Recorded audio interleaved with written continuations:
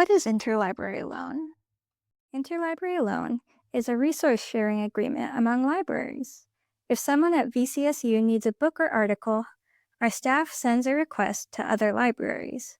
If another library has what we need, they send it to us to borrow.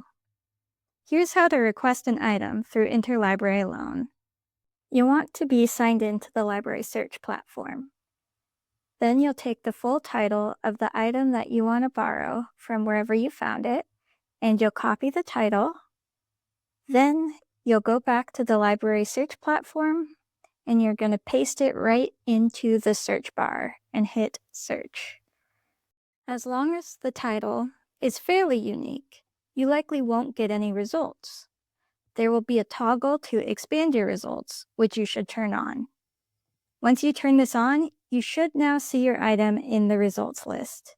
From there, click where it says No Online Access and scroll till you see the Request section.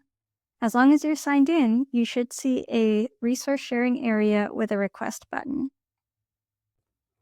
Check the form to make sure all information is correct. If there's some info missing, you can add it if you know it or move on. Under Delivery Information, make sure the right email address is selected.